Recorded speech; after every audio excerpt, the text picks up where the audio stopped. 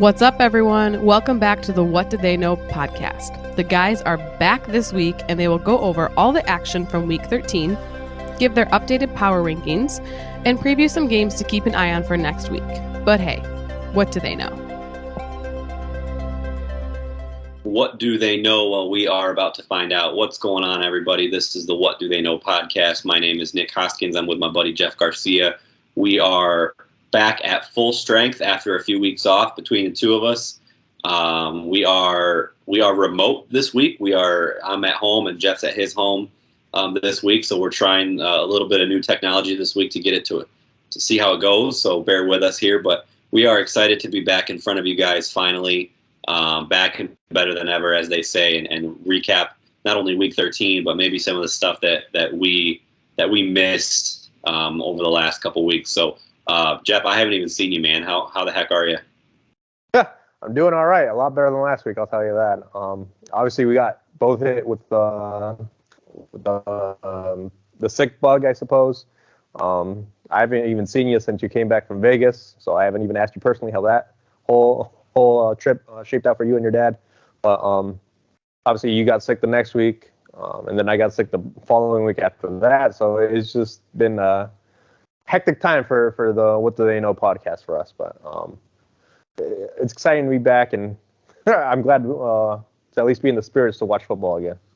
Yeah, no joke. It's been a heck of a few weeks at this house. I kind of talked about it last week, but Christy hurt her back right after I got done with my Vegas trip, and then the kids got sick, and then we got, Christy and I both got sick. She got the worst of it by far, so. It's been a long 2 or 3 weeks, right, to say the least. But, we're all back to full strength here. Finally, we feel I guess normal for the first time in probably 3 weeks. So that's good. But we have a lot to go over, a lot to catch up on. Right. Some big stories, some big things that are happening. We're in the middle of the playoff push. Week 13, we got five more weeks left after this week, and so every game, every matchup is critical. So I'll let you kick it off with whatever you have for top stories this week. Yeah, this is the nitty gritty of the season, right? So this is where coaches make a name for themselves to try to make the push for next year. Offensive coordinators, defensive coordinators, trying to get their names out there for head coaching gigs next year. This is where everybody puts their chips all in play right now. So obviously you're going to have the pretenders kind of show off that they're pretenders, and the contenders start to separate themselves a little bit. But for top stories right now, I got the Colts coming off another win. They're at 4 straight now. Even though these wins are coming off, here, let me list them: the Panthers, the Patriots, the Bucks, and the Titans. Obviously, they're not a gauntlet of any sort, but at the same time, you can't change who you're facing on a week-to-week basis. And the Colts are still going out and winning the games that they need to win. So they're 7-5 now, and definitely in the playoff hunt for the AFC. So that's exciting times for Indy right now. Yeah, I mean, like you said, you can only play who's on your schedule. And I mean, it's what they say about good teams, right? They beat the teams that they're supposed to beat, the lesser competition, and they're doing that. I mean, I kind of talked about them last week while you were out. Super impressed with them. They're in the playoffs if the playoffs ended today. And I mean, like I talked about last week, nobody had them making the playoffs at full strength with Anthony Richardson, much less with Gardner Minshew. So for them to be doing what they're doing is very, very impressive. I mean, it feels almost, I guess, ironic that they drafted Anthony Richardson, and even though Gardner Minshew is kind of leading them towards that playoff hunt, so obviously you're not going to change over Anthony Richardson for Gardner Minshew going to the next year, but at the same time, I think Gardner Minshew now almost becomes a priority for Indianapolis to re-sign and kind of make him a mainstay for that backup role. No doubt. He signed a 1-year deal, so he's going to get wherever he goes, whether it's Indy or whether it's another place to be a backup, he's going to be one of those higher end paid backups. Right. Because of this year, he's gonna set himself up really well. Absolutely. So then I'll move on to my next story. Right now, I'd probably put the 49ers domination over the Eagles as my number 2 story. Obviously, you have probably the top 2 contenders in the NFC facing off against one another, but San Francisco went into Philly and basically handed it to Philadelphia. Obviously, we both haven't been impressed with Philadelphia all throughout the entire year. I feel like Philadelphia's kind of escaped some games with the W, but San Francisco, after that three-week losing streak and that bye week, they just look rejuvenated. They just look revamped somehow, and right now they just look like a unstoppable force to be reckoned with. Yeah, they look fresh, right? I feel like the bye week. You talk about the bye week coming at the perfect time. Right. I don't think there's another team that benefited more from their bye week. I mean, they came back. They had the huge trade for Chase Young. Everybody got healthy. You know, Deebo Samuel was banged up. McCaffrey was banged up. Trent Williams was banged up. And you come back at full strength, and they're just lighting it up. I mean, plain and simple. I was really excited for this game. Again, I kind of talked about it last week. I had a feeling that today could go how it went. I really felt like the Niners were going to handle the Eagles pretty easily, and that's what happened. I mean, I feel like they really separated themselves today. I feel like the Niners showed how dominant they are and why they should, in my opinion, be considered the favorite to come out of the NFC. Right. Because when they're playing like they should be, there's nobody in the NFC that's going to beat them, plain and simple. Yeah, I feel like this can also be a wake-up call to the Eagles. I mean, you're escaping these little wins and obviously learning from your mistakes over wins is a positive outcome. But getting slapped around in your own home field, I think that's a different sort of wake-up call that I feel like this Eagles team probably needs if they want to make a legitimate run at a Super Bowl here. Yeah, I mean, you think about the Eagles, right? They were down 8 at halftime today, and then prior to today, their prior 3 games, they were down 2 or 3 games. They were down 10 at halftime in all of those games. So they're coming out. They're coming out flat every single week. And the last couple weeks, they've been fortunate. They've been able to kind of claw back and steal a win, basically. But today they weren't able to do that, right? They played a team who's playing as sound as it gets, and right. You know, they were exposed today, plain and simple. So I think you're right. I think it was a wake up call because you know they don't have time to rest. Like you look ahead to next week, they have the Cowboys. Sunday Night Football battle for first place, and I would argue that the Cowboys are catching the Eagles at the best time, and the Eagles are catching the Cowboys at the worst time. So I'll be curious to see kind of how that goes. But I'm really pleased with what I saw from the Niners today because that's kind of how I expected it to go. Right. All right. I'll switch it over to you. Yep. So my first story is kind of, talk about a bittersweet. And it's the Houston Texans. They got a big win today against the Broncos. They moved to 7-5. That's going to be huge for wild card implications down the road, potential tiebreakers, things like that. So the Texans are rolling, but they lost arguably their best offensive weapon today with Tank Dell. Right. Fractured fibula in his leg or his ankle, out for the season. He is about as dynamic as a rookie receiver as you've seen in a while. Him and CJ Stroud have developed like this huge chemistry, and it's shown in the last several weeks, and it's shown on my fantasy team. So I'm super bummed. Super bummed about losing. Time to look elsewhere, Nick. Oh my gosh, waiver wire. Waiver wire. So I'm super disappointed as far as that's concerned, but I also think that it could have major implications for the Texans. Today it didn't, right? Today Nico Collins kind of picked up the slack and had a huge game.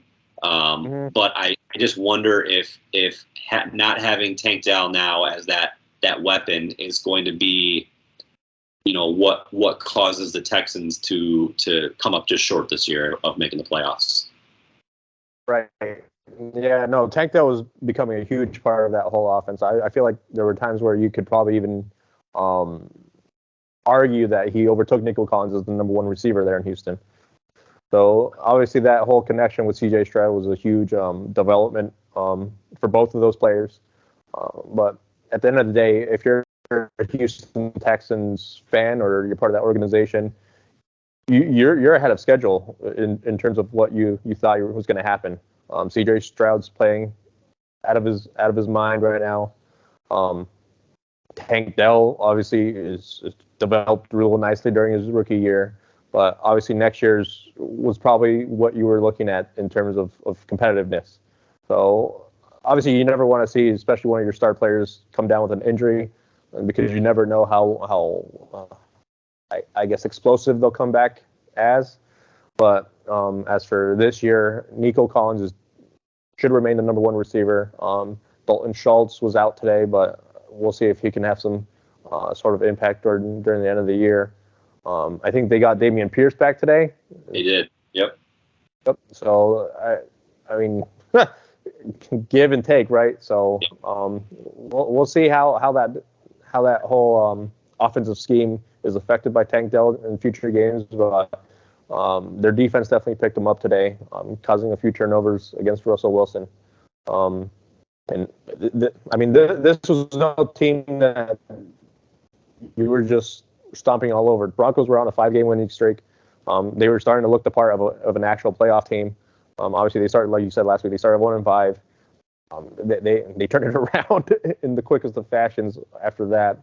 Yeah. So it's definitely one of those things where you'll take the W and you'll move on to next week. But it's definitely a hard loss to take with Tank Dell.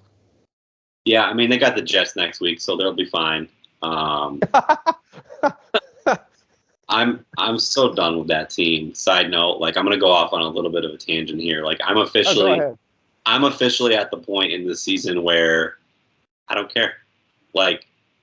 I'll watch the remaining 5 games, but right. I'm not going to get upset. I'm not going to get excited. I'm not going to worry if I miss a play to go to the bathroom or to get a drink. Right. I missed a good majority of the second quarter today eating dinner or eating lunch because I just don't care. And they just broke my heart again, Jeff. They just broke me. They broke me again. And it's disgusting to watch them play offense.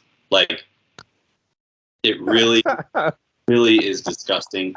And so next week, Houston will be fine.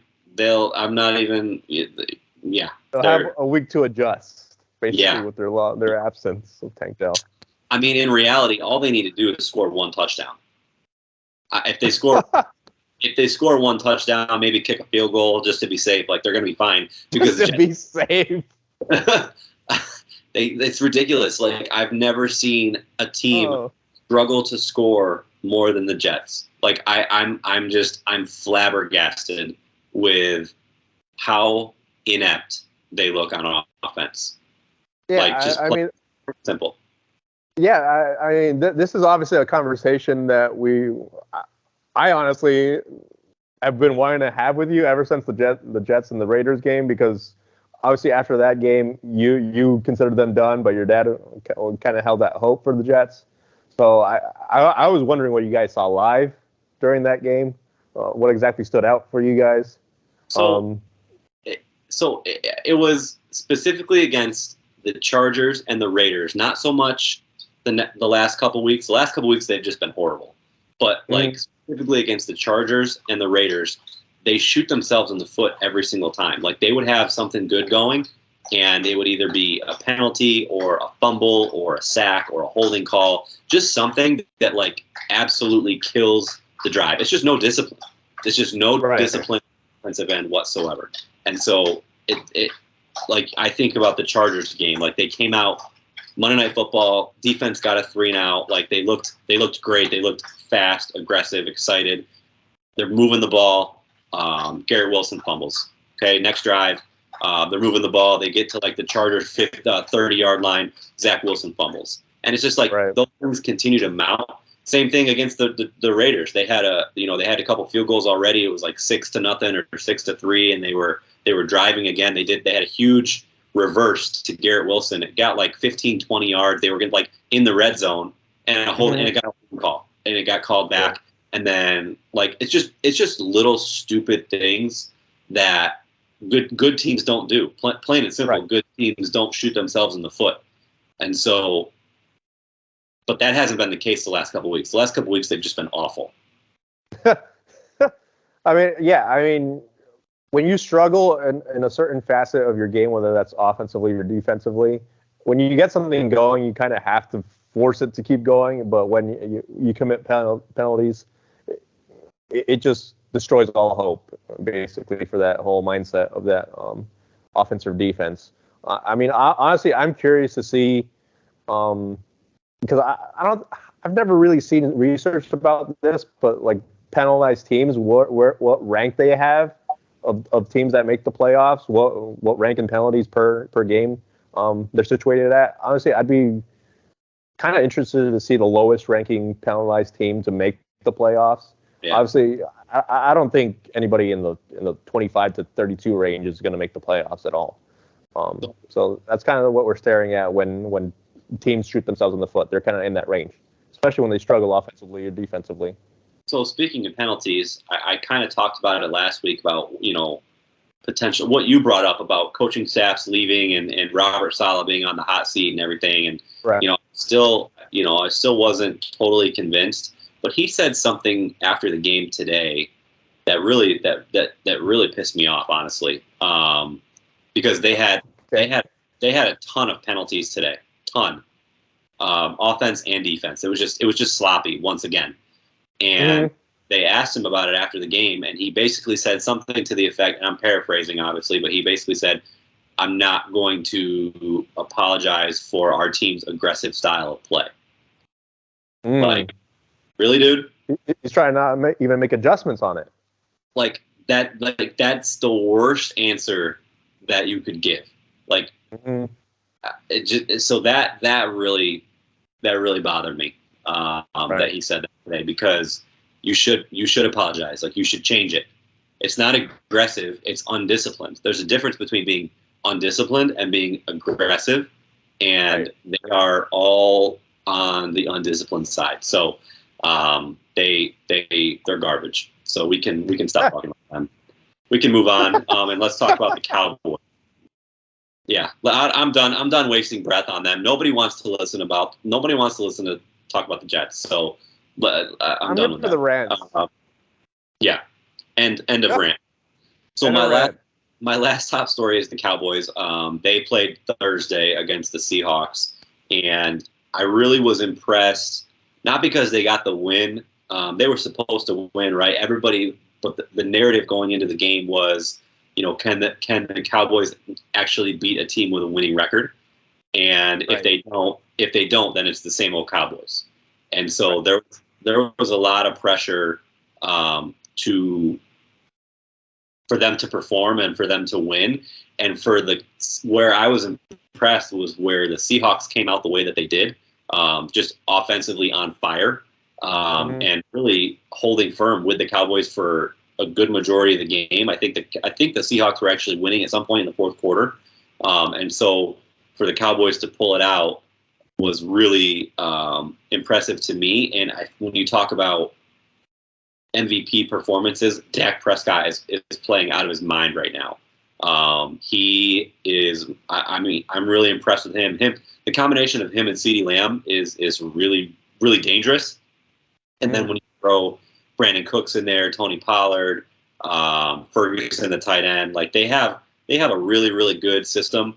And I'll credit Mike McCarthy. He took play calling duties over himself this year, and he really put himself right in the middle of the fire. But they have performed. He has performed, and they look like a force to be reckoned with. Right, absolutely. I feel like this next game against Philadelphia is definitely going to be the tell-all sign of where they are. Like you said earlier, they're playing the Eagles at the right time for them. But yeah, obviously the whole question mark with the Dallas Cowboys is, can they win against actual competitive teams?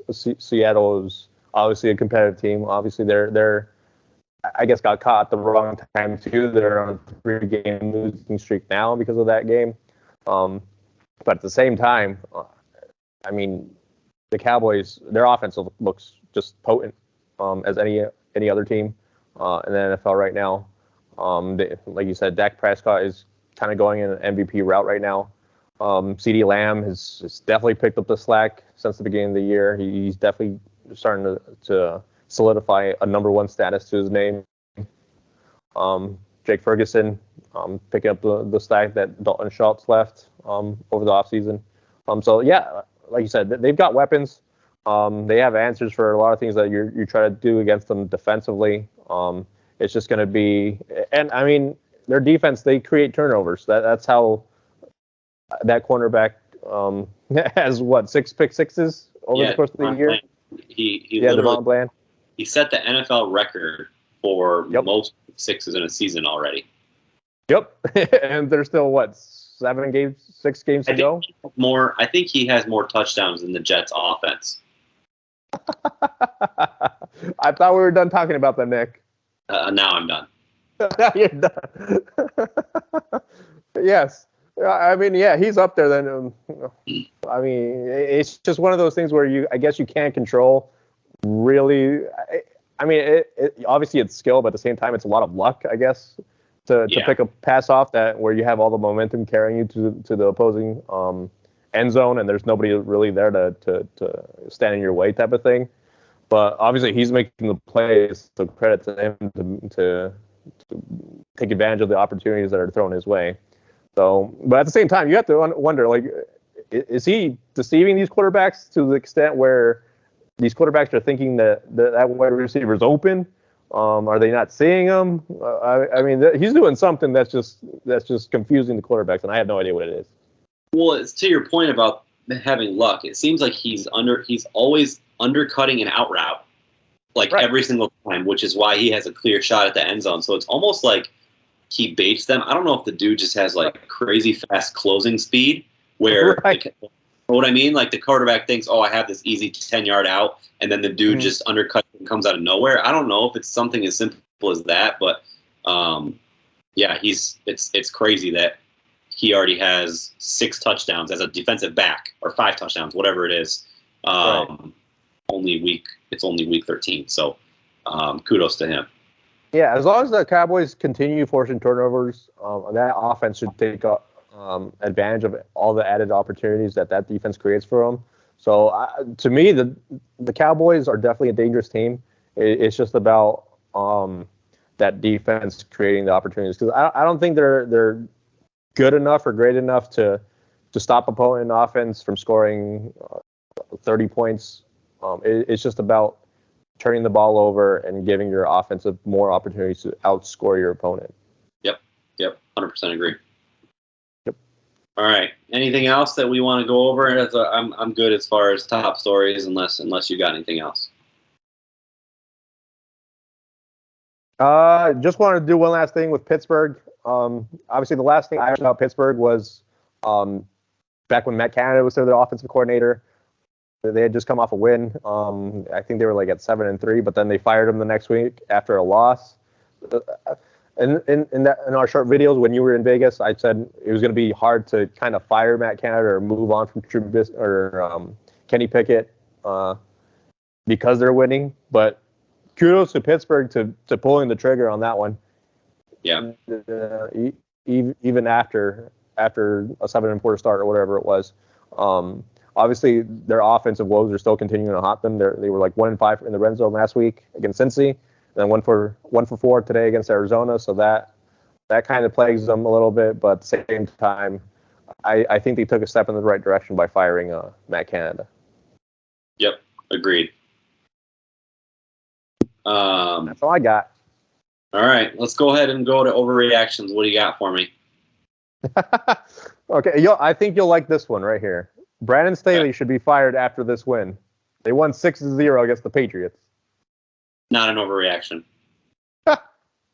I knew you wouldn't find it as an overreaction, but I feel like no coach has ever been fired after a win. He's just like, I can't wait to see what the Chargers look like next year with whoever comes in. Obviously, they've said that it's going to be Bill Belichick. They've said that it's going to be Jim Harbaugh from Michigan. Like, they're throwing all sorts of names out there that people that want to coach Justin Herbert, and rightfully so, because they have, in my opinion, they have a roster that's built to win now, and they're just not doing it. So I can't wait to see what happens when they get a competent coach. I think Khalil Mack tied his career record for sacks in a year. I think he had his 15th sack today. Yeah. I mean, they're still not on offense and defense. So they need to win 6-0 against the Patriots, who are just not a team that's putting up any sort of effort really at this stage of the year, and to only win by 6-0, I think that says a lot about, I guess, the coaching staff on that one. Agreed. Yep, and then my next overreaction was going to be DeMeco Ryans and the C.J. Stroud is going to be the next Andy Reid and Mahomes combination. That's a good one. I mean, it's hard to argue against that right now, right? I mean, for them to come out, and we kind of already talked, that they were slated to win. They were predicted to win less than 4 games this year. Right. And they're 7-5 right now, with still plenty more, 5 more opportunities to win. And so, I mean, DeMeco Ryans, you look at him on the sideline, he just looks confident. He looks in control, and C.J. Stroud looks the same way on the field. So it's hard to argue that if they can sustain this and continue to develop and get better and draft well, whatever pieces they feel like they need after this year, I think they could be good for a really long time. And I think that they could take over the AFC South for years to come. Because, I mean, and it's funny to say that when the Jags are 8-3 or 9-3, whatever they are, but they're another one of those teams where you talk about just not impressing me yet this year.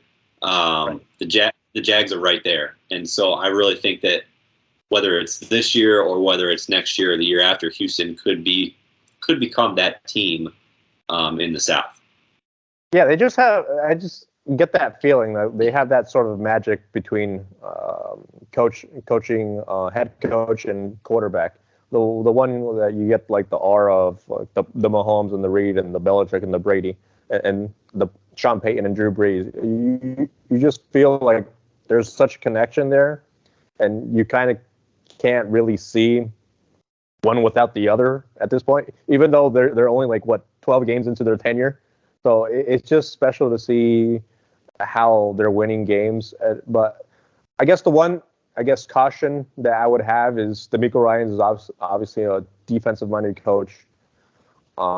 He brought over Bobby Slowick as the offensive coordinator from San Francisco. So Bobby Slowick followed DeMeco Ryans to Houston from San Francisco. So over in San Francisco, he had them with Jimmy Garoppolo, Trey Lance, and then Brock Purdy at the end. But I'm just curious to see how much of an impact the offensive coordinator has there, and if they can sustain that if he decides to, get a head coaching gig somewhere else or something like that. Because to me, he should actually be getting some accolades for that, some credit, maybe some interviews here and there. I'm not sure if he'll get a gig, but at least some interviews somewhere, if he decides to go that route. But yeah, DeMeco Ryans and C.J. Stroud just they have that essence to me where they are here to stay for a very long time. Yep, I agree. All right, so I got one for you. I had two, but we already talked about the Jets, so I'm not gonna do that anymore. Pass. Okay. I got one for you. Okay. Okay. Shane Steichen should win Coach of the Year, and Gardner Minshew should win Comeback Player of the Year. Okay, I'll go overreaction on the Shane Steichen, and then not an overreaction for Gardner Minshew. So I think Steichen he's put together a really good team over there in Indy. Obviously, he's overcome the Anthony Richardson situation, but at the same time, did you really overcome the situation with Anthony Richardson? Because I feel like Anthony Richardson was not.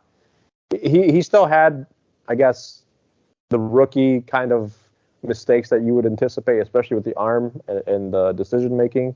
I feel like he was more reliant on his legs right now.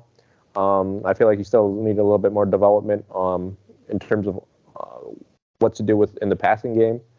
But Gardner Minshew, I feel like he followed.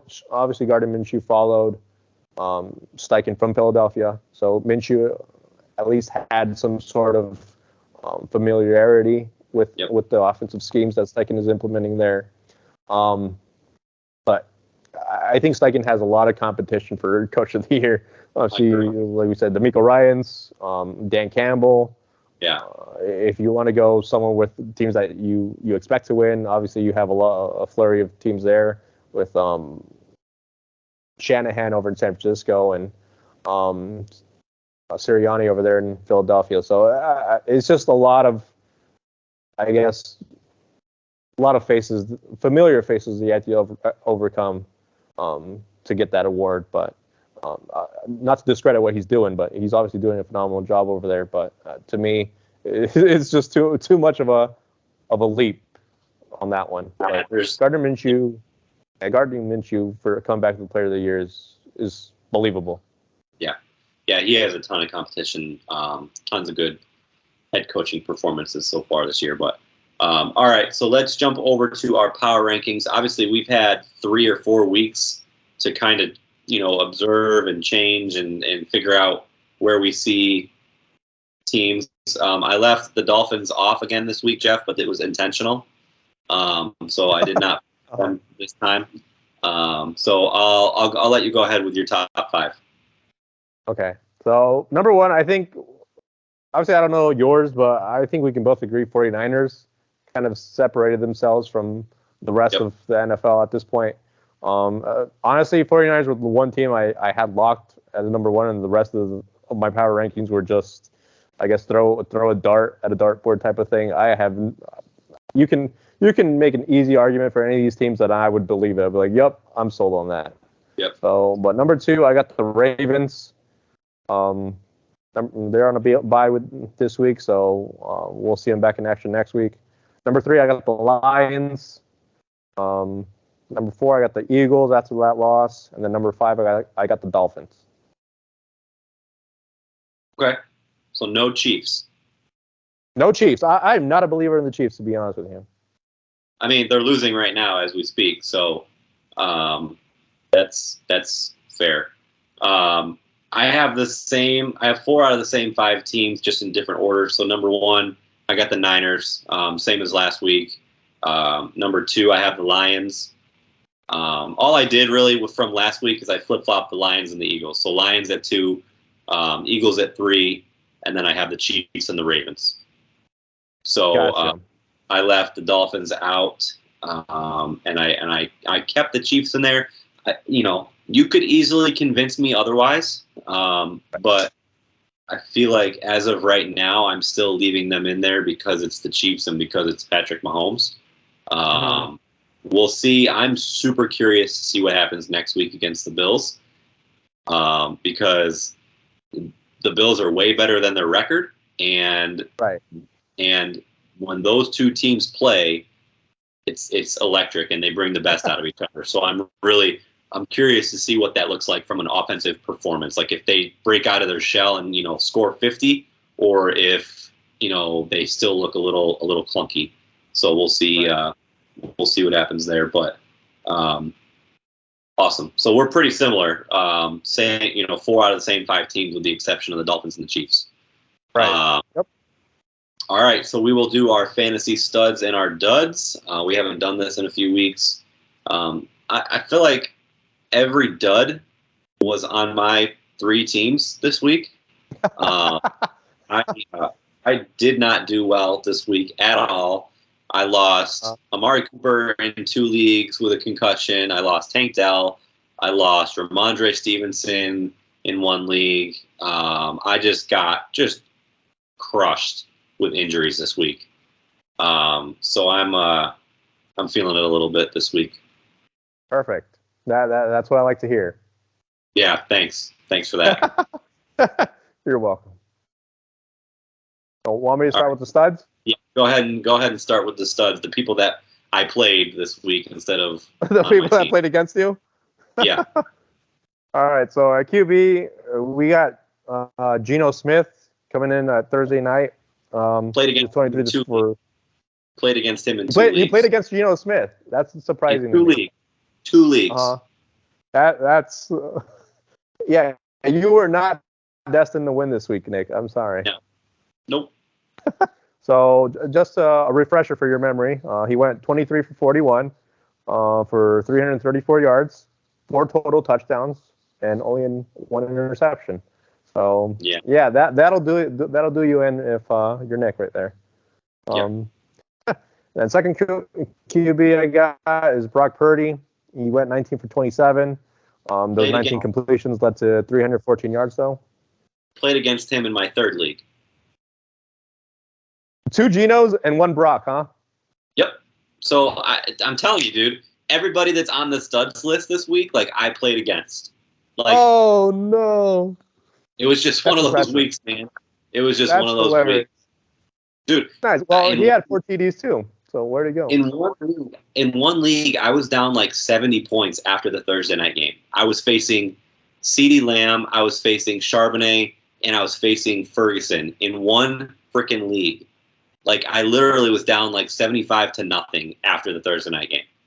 Like, it's just been. You take the L and then just move on. All right, just proceed. You can stop feeling bad.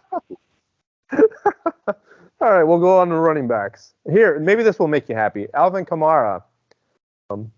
That makes me happy, yes. There you go. See? He had 51 yards on 14 attempts, 2 TDs, and then 6 receptions for 51 yards. So he put up a decent stat line.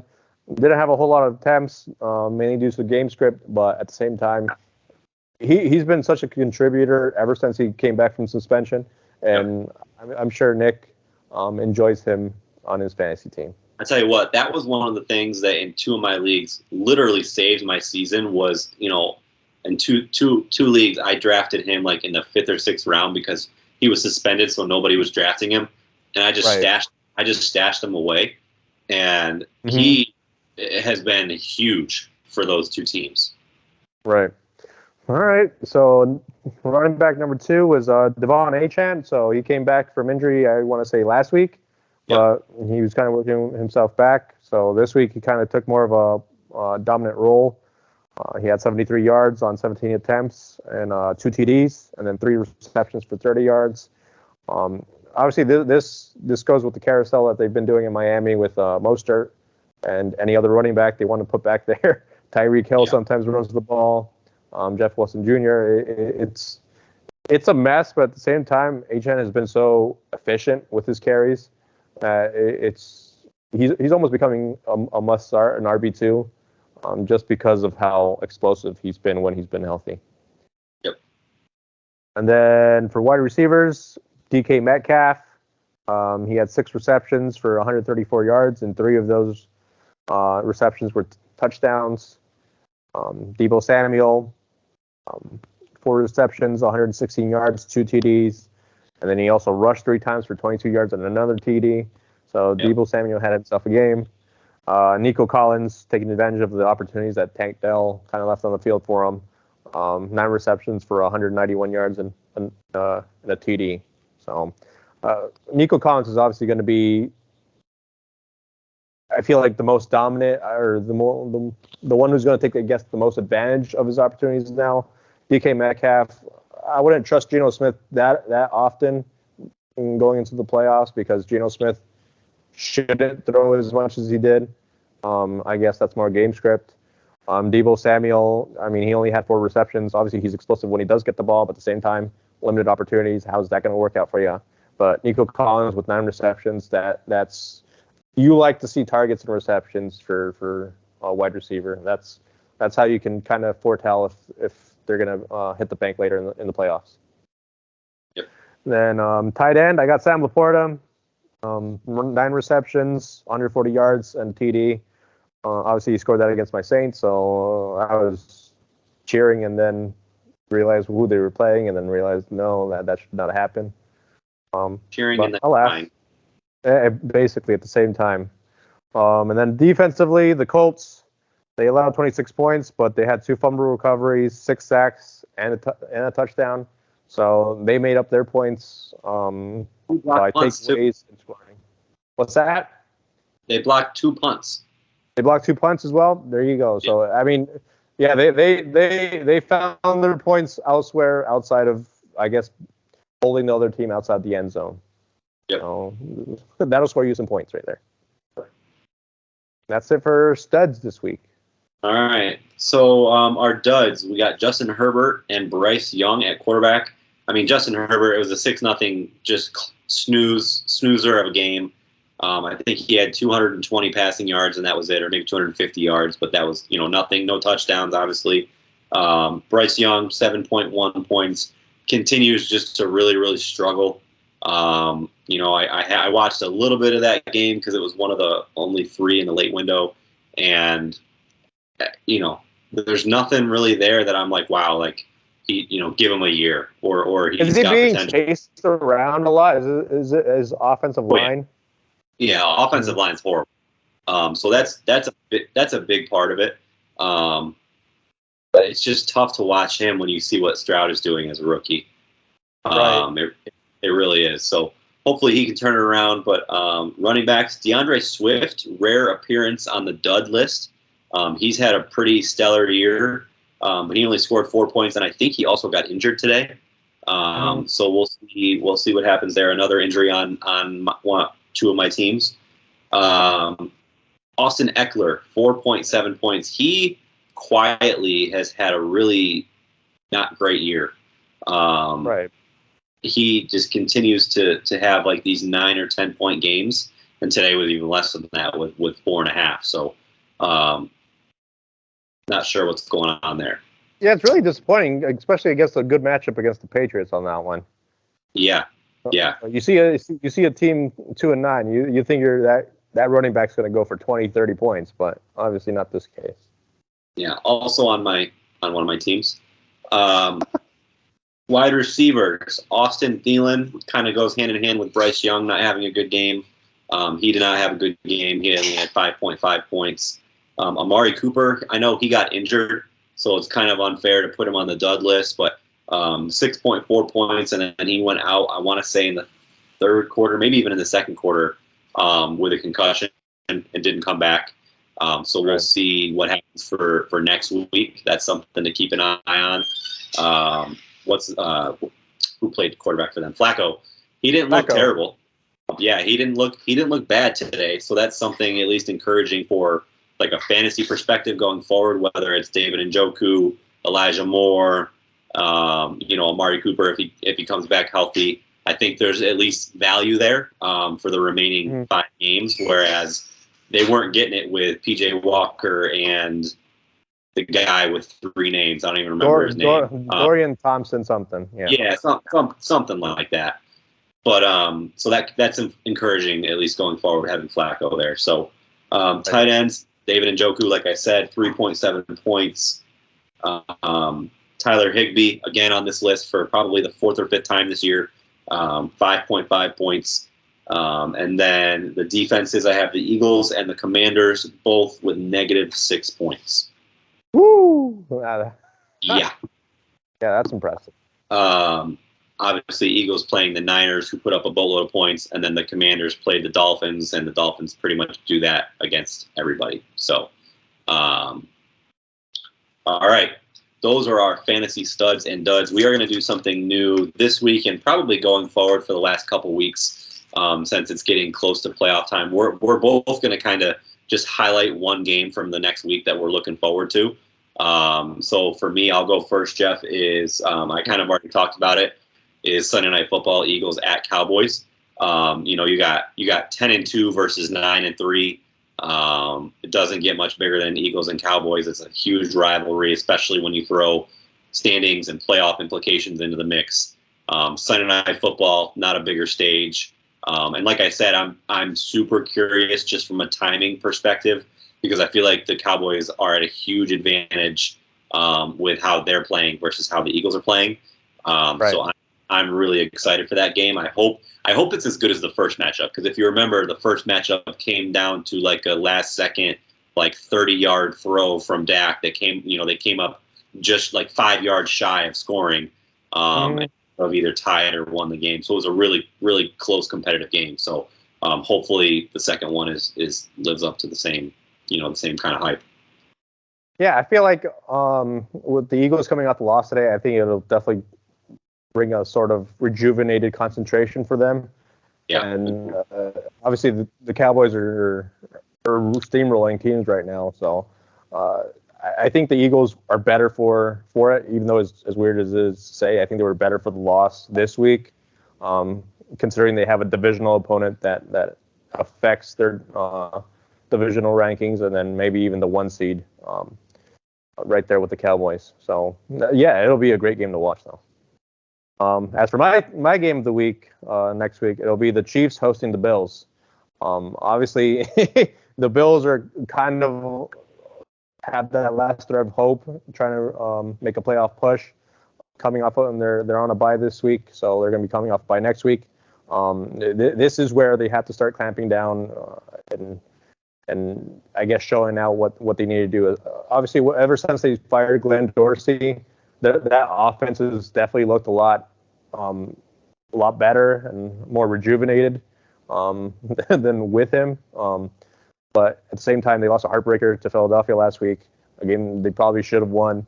But at the same time, you're scoring points. You're working on the things that were kind of challenging you during the first 10 weeks of the season. And obviously, I'm not a big believer of the Chiefs, but the Chiefs are deadly at home. They just don't lose their Arrowhead that often. Yep. So to host the Bills, it'll be a great game to watch. But the Bills, they need to win this game, especially with the gauntlet of the last third of the schedule that they have. So anyone they can come by, they need to take advantage of. Yep, agreed. 2 phenomenal games. I'm sure there's probably one that's decent at the 1 o'clock slate, but I mean, 4:30 game or 4:25 Chiefs Bills rolling right into Eagles Cowboys is a great way to kind of end the night. So looking forward to those games next Sunday. All right, we are going to get back to our weekly picks. So I'll just refresh your guys' memory. Obviously, we haven't done these since week 9, but on week 9, I went 2-0. I had I'll remind you who we both picked because it was obviously several weeks ago. So I picked the Bengals over the Bills and wait. Time, please.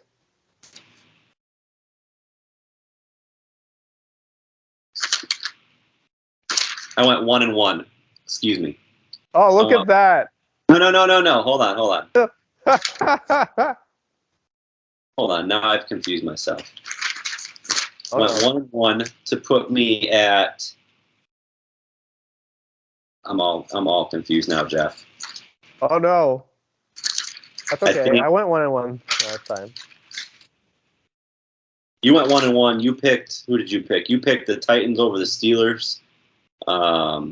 This is the wrong week. I'm looking at the wrong week. That's why I'm so confused.